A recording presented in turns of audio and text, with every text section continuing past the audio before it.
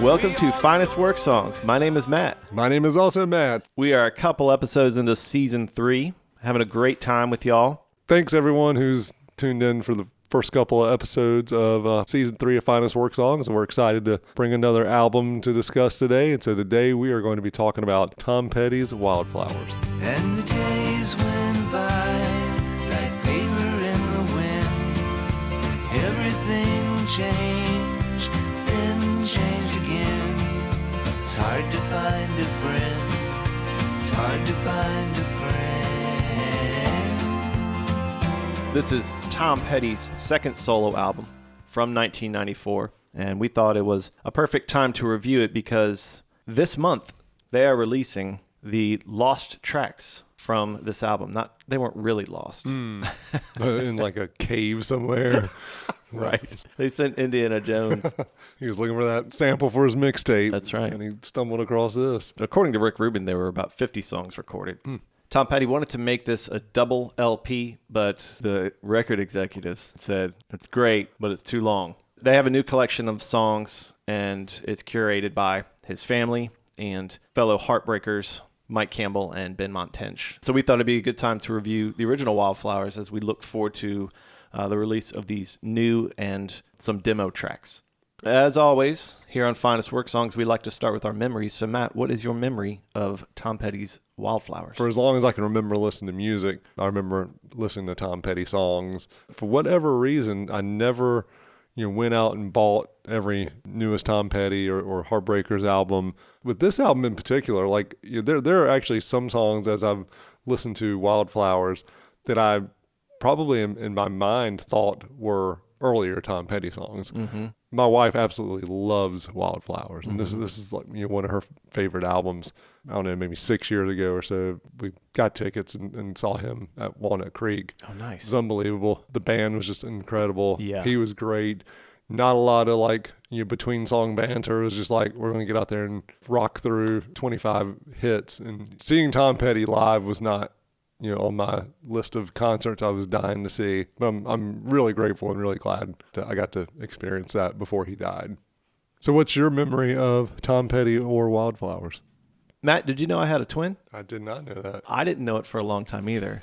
But when I was a teenager, I went to summer camp. And initially, this kid was like a rival to me. And so we were pulling pranks on each other. And then we realized we both came from single-parent homes, and we connected over that. And then we both realized that we were absolutely identical twins. We realized our parents divorced after we were born, and each of them took one of us, which is really weird. That's insane. But what we did is we switched places. And so I didn't go back home to Boston. I went to California with my dad. And because my dad never paid attention to me, he didn't realize that I was not the kid he had sent.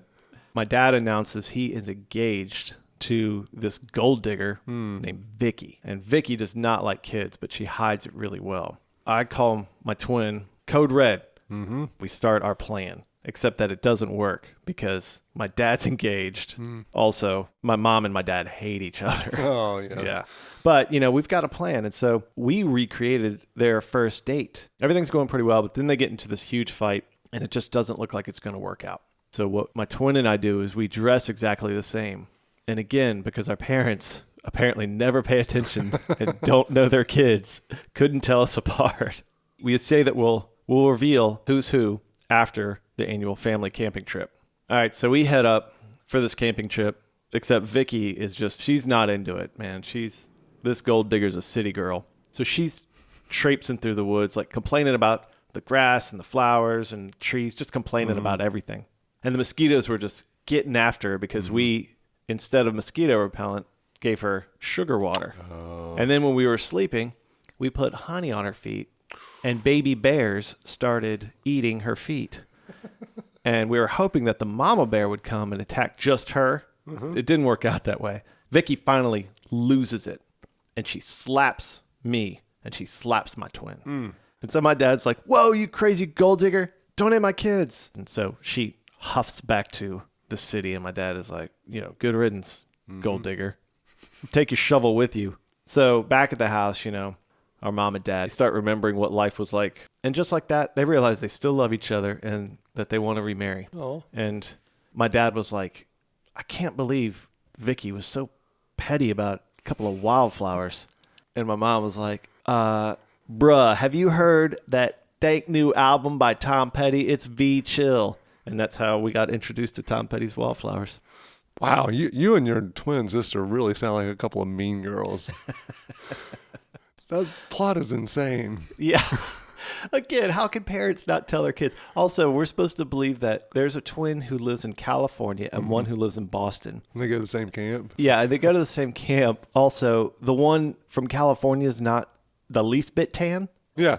And how did the girls, like, were there no mirrors at this camp? That they couldn't look at each other and immediately realize that they're identical twins? How did they not get off the bus and every single person around them? Yeah. I mean, I had a doppelganger in college. Yeah. And this is a dude who just kind of looked like me. Right. And you heard about it every day, probably. Yeah. And even when I saw him and he saw me, we were like, oh. We're like, bro. Hey, bro. Dude, you want to parent trap somebody? Did y'all look like alike, but he just had a mustache and you didn't? Yeah, exactly alike. It was like Homer and Guy Incognito. I dated a twin in high school. And I'm not going to lie, the first few days that we were dating, if one of them was approaching me in the hall, it took me a second. I had to wait for kind of how she reacted, you know? But then after like a week, I could easily tell them apart. Yeah. When you first said twins, my first thought was, oh, great, he's doing Danny DeVito and Arnold Schwarzenegger. That would have been great. Yeah, this movie, I can't believe they kept them apart. That's not selfish at all. No. I'll just take one, you take the other. We won't worry about shared custody or anything like that. I wonder if when the kids were much younger, was one like nicer or cooler than the other? And like the parents actually had to like draw straws. Like, oh, crap, I got that one. Well, they were babies. Yeah, but you can tell. Cool baby. Cool baby. Had sunglasses on, smoking. The other baby's got a little calculated. Get that nerd baby out of here. Yeah. Yeah, not being like super well versed on Tom Petty's catalog myself, my perception of this album has always been that it was like done in response to that, you know, Full Moon Fever being so huge and so commercial and so poppy and produced, and this was done to counter that. But then as I've gotten into this album, it hit me like how many hits were from this album. Mm-hmm. So my whole perception of this album was skewed because I didn't think this was like a radio-friendly album. You thought it was like Nebraska. Right, exactly. By Bruce Springsteen. Exactly. But then you realize that like Born to Run's on Nebraska or something. You're like, right. Wait, what? Yeah, exactly. There's even a couple songs on here I wouldn't say were like hits, but were always on the radio. Yeah. The Nebraska correlation is really spot on because that's kind of how I've always thought of Wildflowers, as this intimate response to Full Moon Fever. Yeah. But there probably aren't any songs on there that, you know, were hits, and then you look at it, you're like, that was a hit, that was a hit, that was it, which just speaks to how prolific and, you know, amazing of a songwriter Tom Petty was. Okay, so the album kicks off with Wildflowers.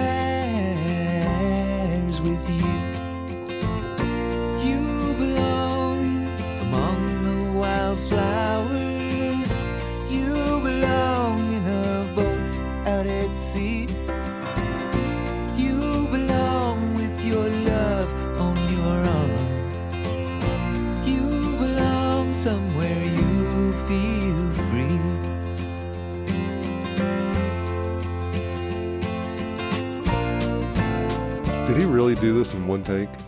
Oh, I don't know. Petty described writing Wildflowers. I just took a deep breath and it came out, the whole song. Stream of consciousness, words, music chords, finished it. I mean, I just played it into a tape recorder. I played the whole song and I never played it again. I actually only spent 3.5 minutes on the whole song. That's crazy. This song was not a single. No. And I would have bet money that it was. Right. Because for me, it's so iconic with the album. And apparently it was the engineer's idea to start the album with it. And Rick Rubin, Tom Petty didn't want to. I can't imagine it not starting with those guitar chords and that feel. I mean, that's what sets the tone. I was listening to this song a couple of days ago and was just kind of messing around, looking up stuff about it on the internet. And one of the YouTube versions of the song, the first comment under it, the guy's like, "This is such a beautiful song," and he says, "If this isn't playing at my funeral, I'm not going." Which I love that sentiment. It sort of speaks to like how this song speaks to people. This is the first of several songs on this album that you start to read the lyrics and think, here's a guy that was dealing with some stuff. Yeah, he was going through a ton.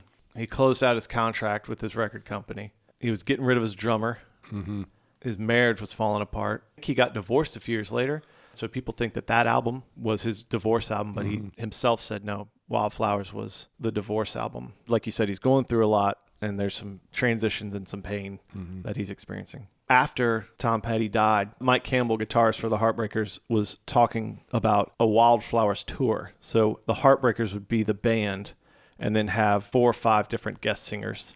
It never happened. I think that would have been a cool tour, especially this is the only album I feel like you could do. Yeah, it seems like the appropriate album. Exactly. Yeah, I don't want to see somebody else singing Mary Jane's Last Dance or American Girl or something. I think it would have worked because the Heartbreakers would have been backing and would have been able to direct it, and people kind of would have stepped into that space that Tom occupied. But in the hands of somebody else. Run away and find you a lover. Go away somewhere all bright and new. Billy Ray Cyrus and Miley covered this on The Tonight Show. I've seen no other, no one. Not too bad starting off. That's all right. So I'm going to fast forward a little bit because there's this part where they start doing this weird ooh and ah thing. Oh, no. And listen to Miley, but listen underneath to the low part to what Billy Ray does here. Ready, Dad?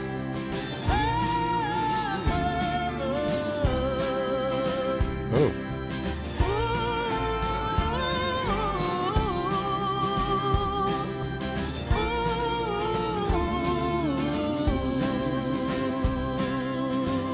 Oh boy. And then the end is like this.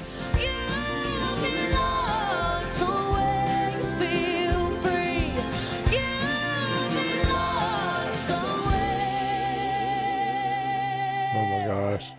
You feel free.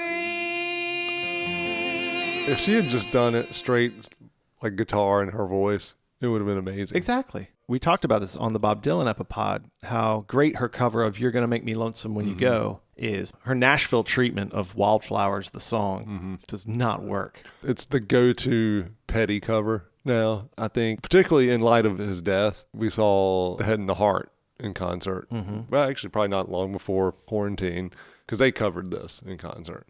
And seems like a good fit for a band like that. Yeah. And it was okay. But even still, they were kind of reading the lyrics off like a lyric sheet, you know, and there were some kind of rough parts to it. And kind of got the impression like they feel obligated to do this song. Like of all the songs, like, oh gosh, we've got to do a Tom Petty song.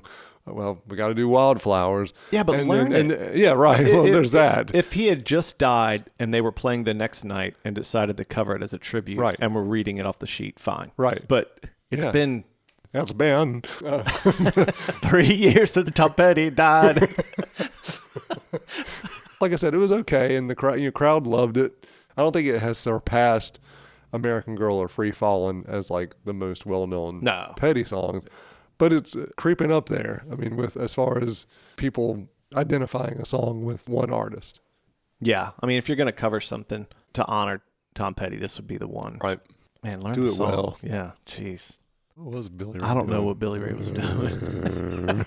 It's like growling. I'd give anything just for the ISO Oh, gosh. vocals on It's that. like when someone ISO'd Linda McCartney's like concert vocals.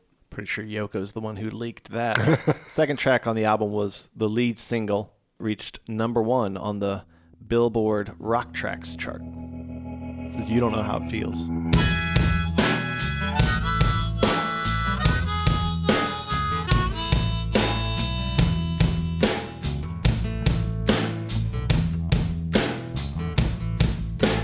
Let me run with you tonight. I'll take you on a moonlight ride.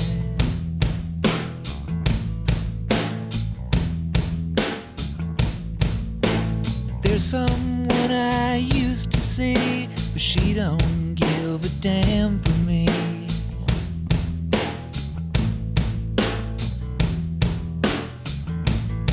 But let me get to the point.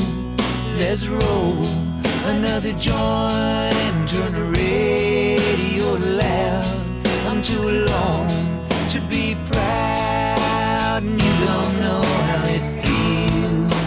You don't know how it feels to be me. I had just gotten this album. Was home from college. My friend Tim and I were hanging out. My mom all of a sudden pokes her head in, and she said, "Who's that?" "It's Tom Petty." And she goes, "Well, they're in there rolling another joint."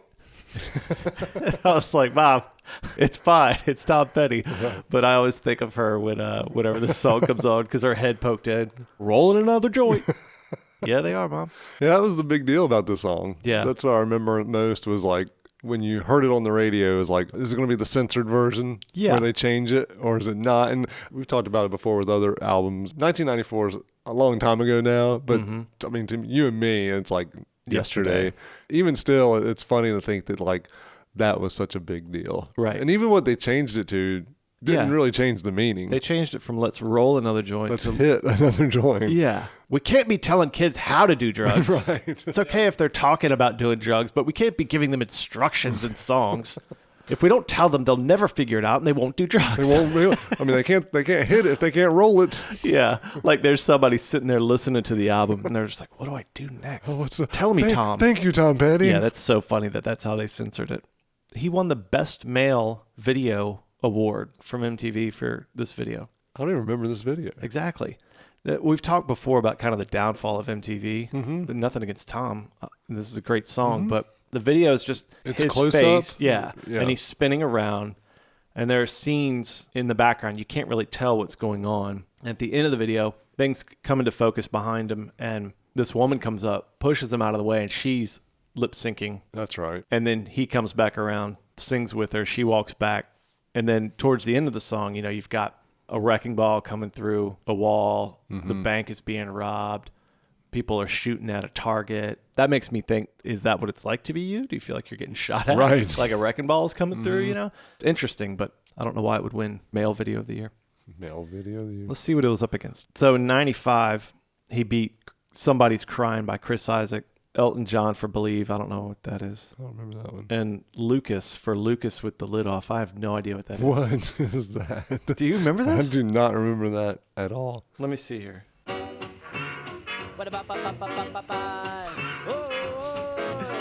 Catch the vibes, the reggae and the ragtime. Catch the vibes, catch the vibes. I have no recollection Zero recollection. at all of this. Catch the vibes, catch the vibes. It has to change in a second, right? What if it's this the whole time? Still nothing. Maybe it was the best male video of that year. Yeah, not stiff competition. Not surprisingly, when the one concert I went to with Tom Petty, the crowd loved it when he played this song because it has a You don't know how it feels? yeah. No, Lucas. Tom Petty. He covered it to rub it into Lucas. He covered every song that he You defeated. don't know how it feels to win Best Male Video Yeah. 2 years in a row, Lucas, wherever you are. Oh, yeah, because I'm sure at the concert they all cheered and yelled out, Yeah. "Let's roll another joint." Except for that one kid who had been really sheltered who sings "Let's hit another joint." He's like, they're singing it wrong. I've been listening to the radio for years and it's "Let's hit another joint." That's like people at a Jimmy Buffett show. Anytime he mentions beer, they're all like, yeah, so drunk. I worked at the Virginia Beach Amphitheater one summer. which I'm sure will come up again if we ever do an episode on Hanson At least one. or Black Crows or Snoop Dogg. Okay. Those are a couple stories I have. And I don't remember the exact numbers, but let's say that we would sell 20,000 beers average at a show. The Jimmy Buffett show was something like 150,000. I mean, we brought in additional stands. Right. There wasn't like a during intermission, people rushed over. It was like the whole show. I'm convinced that if hell has a house band, it is a Jimmy Buffett cover band. Oh, it's not even No, not even Jimmy No, Buffett. not Jimmy. I mean, it's a cover band. Yeah. Old white people love some Jimmy Buffett. Was Jimmy Buffett a big deal like when you were in high school? To old white people? Yeah. No, I mean, yeah, but even like to kids in your high school. No. Oh, he was huge. Really? I felt like I was the only kid in my friend group that wasn't so psyched to go see Jimmy I had Buffett. one friend who liked Jimmy Buffett. We joked him about it. Yeah, that's well, you should. But the difference is like with Jimmy Buffett, every song he mentions beer. So they're like, woo! They're all shared the whole This is the time. one Tom Petty song where like, woo, he talked about joints. Yeah. There's a podcast with Malcolm Gladwell and Rick Rubin called Broken Record. And the end of season 1, they talk about Tom Petty's Wildflowers. And it's really fascinating. Listen. And it was Rick Rubin who suggested that boom, cow, boom, boom, cow. Yeah, and he said that he got the idea from, We Will Rock You. from, what's his name? The Joker. Space Cowboy. Oh, Steve Miller. Yeah, Steve Miller. That's where he got the idea from. But on the upcoming box set that they're releasing some of the home demos that Tom made. And this is the initial feel for You Don't Know How It Feels.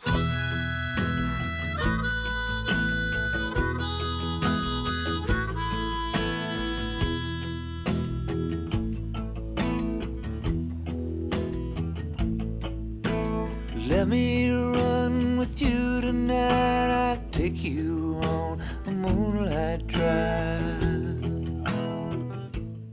Everybody should go listen to it. But the other interesting thing was he was contrasting his production style with that of Jeff Lynne, who produced Full Moon Fever. Which is a werewolf album, right? Yeah, that's Yeah, right. that's right. That's right. All the howling. They brought Michael Winslow in. Oh, they're like, got it. Okay, you're good. One take Winslow. Yeah. I like the fact that to get a wolf, they would bring in Michael Winslow. Like the wolf is the easiest thing to imitate, but they wanted the pro, man. You got to get the best. Tom Petty settles for nothing Yeah, less. the gold standard.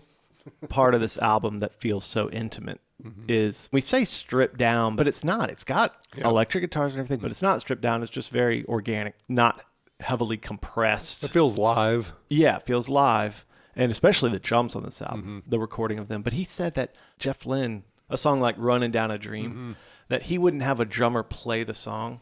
He would have the drummer play the snare and then go back and just play the kick. Okay, And then go back and just play the hi-hat. And then he would put it all together. And that just sounds awful, first of all. That album does have that feeling where everything's just absolutely tight and perfect. Yep. I prefer this approach. But then again, Full Moon Fever is a great album. So It'd be interesting if they, in some weird, bizarre world, they flipped the script and Rick Rubin recorded Full Moon Fever. And you got to hear it that way. Yeah. Yeah. Wonder what it would be like. It'd probably just sound more like songs off this album. Yeah. Next song. Time to move on? No, we're going to do the next song.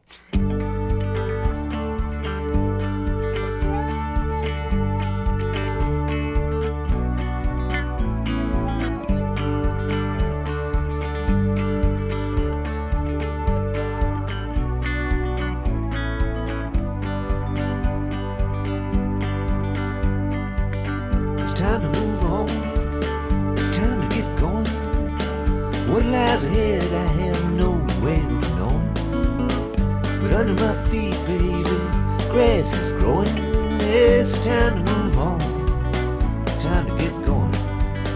It has a little bit of a Traveling Wilburys feel to it. Mm-hmm. It starts out to me like it could be a Jeff Lynne produced song. 'Cause And he maybe it's did- the slide guitar. Well, and he produced Traveling Wilburys, so there's Right. probably that. Yeah. And was in Traveling Wilburys. So. I love the idea of the Traveling Wilburys, even more than I love their songs. Yeah. The idea of Bob Dylan, George Harrison, Roy Orbison, and then Tom Petty, the young guy, gets to jump in. I love the idea for a couple reasons. Like for George Harrison, I love it because he gets to be in a group that actually appreciates him, you know, instead of having to deal with Right. like Paul and John crapping on him all the time. I love it for Bob Dylan because he gets to be in a group of peers instead of like, hey, we're in a band where I'm just going to play something and you have to do what I say. Same for Roy Orbison. I don't know much about him, but the idea that he gets to be in a group. And then for Tom Petty, it's probably like, are you kidding me? Yeah. Oh, I get to be in this group? Did we talk about that before? Like, I remember thinking at that time, like, why Tom Petty? And I remember thinking, like, he's a different generation. He's a different guy. But then I think you looked it up, and I think him and like Jeff Lynne are not that far apart in age. George Harrison was only 7 years older than Tom Petty. Yeah. But you think of George Harrison as primarily, obviously, the Beatles, but he was the young Beatle. And then you think of Tom Petty primarily in the 80s, although he had hits in the 70s. You know? I mean, Tom Petty's songwriting is insane, and it shows you that he was recognized as such to be included in a group like that. If you're speaking about his retrospection and what he's thinking with life, it's time to move on with a lot of change that he was going through, again, with the record label and getting the new drummer, which, by the way, it's like the most, I don't think it was this way, but it's like the most passive-aggressive way to get rid of the drummer. He does a solo album. Quote unquote solo album. Right. Because he said that he and Rick didn't want to be tied into this group. They wanted the freedom. And so with that freedom, he chose his session musicians. Yeah. That are in the Heartbreakers, except the drummer. Right. That's the only person that he left out. No. It's not the Heartbreakers. No, it's not. It's fine. This is when they brought in Steve Ferrone, who then jumped into the Heartbreakers. Although, for a little while there, Dave Grohl was asked to be a part of the Heartbreakers. He played with them on SNL. I remember that. And it's funny when you watch the clip of Honeybee, he's playing like Nirvana. I mean, he is just playing it so hard that Mike Campbell, the lead guitarist, turns around and smiles like, okay, man. I think he really smiled like, okay, man, you're doing it, you know. But I just see it and I think, that's so out of place for my connection. But, you know, Tom Petty loved it and asked him to play. Wow. I think Tom Petty didn't like Stan Lynch's drumming for the direction that the music was headed. It's time for him to move on. Yeah. He just sent this song. Listen to this. And Stan's like, oh, great. You want me to come up with some drum parts for it? No, you want you to take heed. Take heed. You best take heed. He's so passive aggressive. He does a solo album, invites all the players, and also he writes it into a song and sends it. I hate confrontation. Next one's a rocker. This is You Wreck Me. You wreck me, baby. Yeah, you break me in two. But you move me, honey. Yes, you do.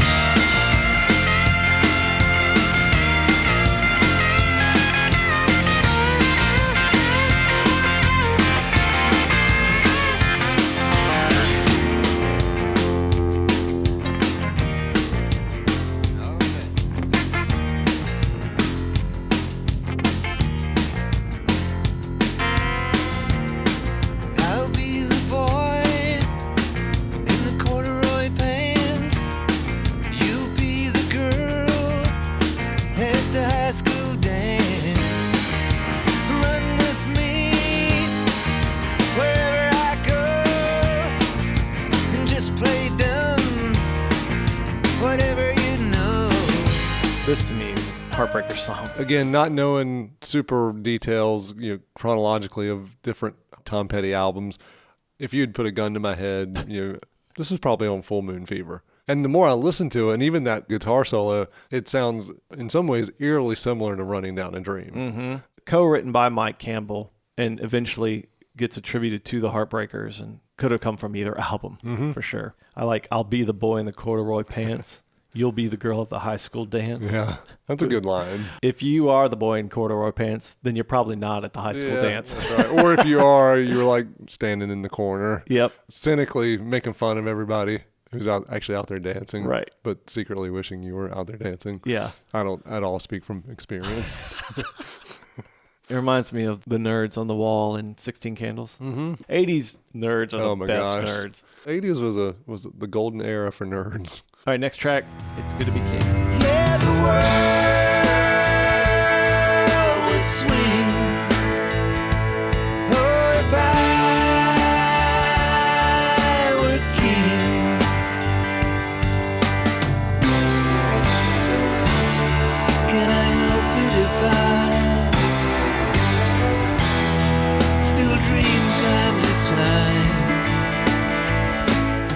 I had forgotten that this was kind of a hit. I think this one became a single based on that really catchy chorus Yeah. with the harmonies and everything. One of the best moments on this album is the end of this song, the string arrangement that takes us out.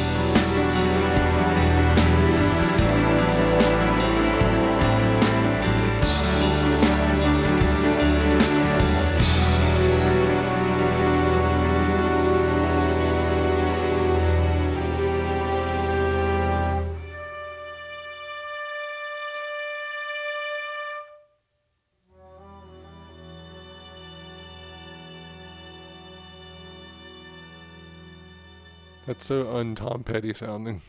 Yeah. Strings at the end like that. Yeah, and the dissonance, those 3 piano notes that are playing. I remember early on learning about Tom Petty, and there seemed to be this criticism that he was a Bob Dylan wannabe, kind of some of the ways he sang. I'd forgotten about that, and then this song kind of brings it back. And have your own world. It helps to make friends. It's good to meet girls. Yeah. My daughter walked through the kitchen yesterday when I was listening to this, and that part came on, and she laughed and goes, "Girls." I was like, yep, that's what you do when you hear Dylan. So Yep. Clearly he came into his own as a songwriter and a lyricist and a writer and performer and all that. But it certainly was a time where it was like, oh, he's a poor man's Bob Dylan. I think you and I can agree, when you compare their bodies of work, that he's way better than Bob Dylan. No doubt. Okay, I just wanted to give a moment for our Bob Dylan expert, Dwayne Davis, to hear that and start yelling back. Hopefully Dwayne has pulled off onto the side of the road Yeah. to catch his breath at this point.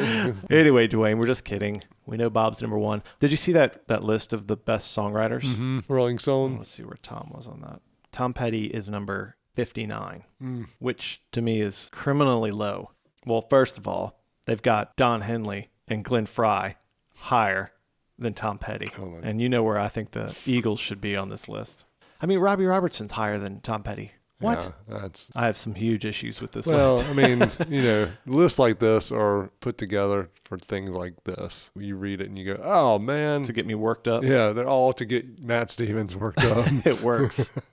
Yeah, Bob Dylan, of course, is number one on that list. So don't worry, Dwayne. We know where he stands. But Tom should definitely be higher. Yeah. Okay, so we are only 5 songs in, and there's no way we're going to make it through this album. But we decided we just wanted to go track by track and see how far we could get. I do want to visit the closing of this album, though, with Wake Up Time.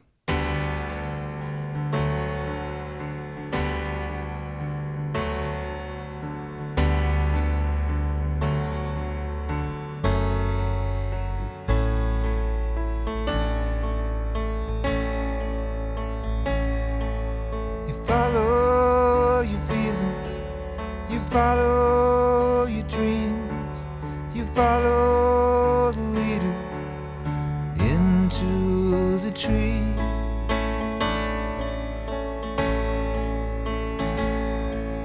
And what's in there waiting, neither one of us knows. You gotta keep one eye open the further you go.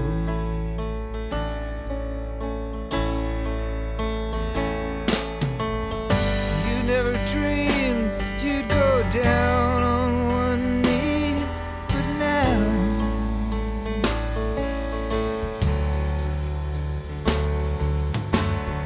who could have seen you'd be so hard to please? Somehow you feel like a poor boy a long way from home. You're just a poor boy a long way from home.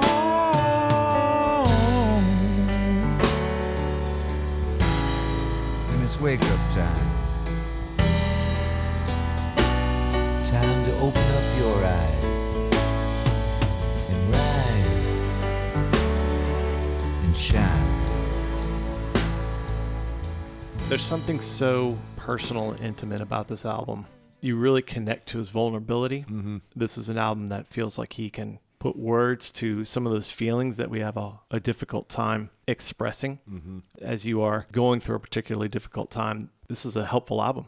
I dislike talking in songs, Yeah. but man, It works. It works. So beautiful. It's Tom Petty. Yeah. You couldn't have this album without Wildflowers as the opener or with this one as the closing song. Yeah. They've seemed like two perfect bookends to this album and what he's trying to express. All throughout it, there's these moments of darkness couched with brightness and hope and light and even vice versa, because even the line, and if you get lucky, you might find someone to help you get over the pain that will come. We all want to find someone to be with, and we all want to find love, but you also just want someone to be with you when terrible, terrible things happen in life.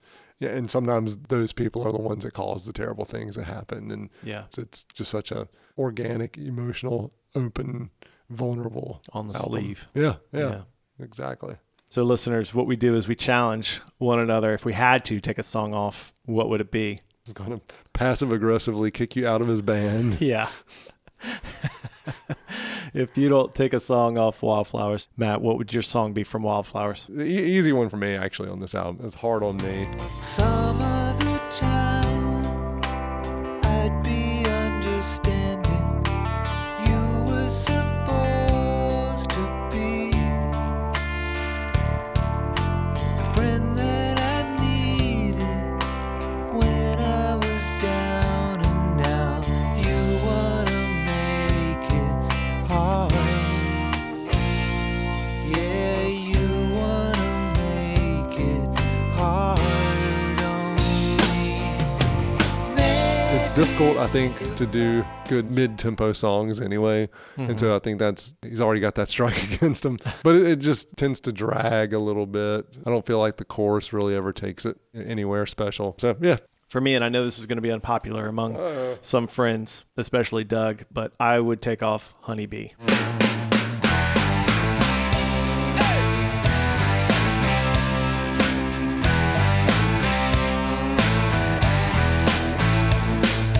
Come on now, give me some sugar, give me some sugar, little honeybee. Don't be Honeybee was my next choice. Oh, it was? It seems like it just doesn't fit the album. I like it, but it felt so kind of out of place with every other song on this album. Honestly, it could, for me, have been Honeybee or Cabin Down Below. Because first of all, that's weird. Let's go to the Cabin Down Below. It sounds like he's Dexter or Barry or something. Yeah, right. That's not my favorite Tom Petty. Bluesy, rootsy Tom Petty is not what I'm here for. No. And there are a lot of different Tom Pettys on this album. Yeah. And that's the one that I would prefer to get rid of. Yep. This is a classic album. It's fun to revisit, especially in light of the upcoming release of additional tracks, home demos, the new vinyl that's coming out. So it's been fun in light of that to revisit this album, Matt. It's been interesting to go back and really dive into this album. Like I said, this isn't one I knew overly intimately, and so to really listen to it. And I think it's an album that if anyone's going through pain or rough times could pull out and listen to, and it would really speak to what they're going through. So I think it's one that will stick with many people for a long, long time to come. Are you listening right now? Please be sure to check us out on Instagram and Twitter at Finest Work Songs. Check out our website at finestworksongs.com.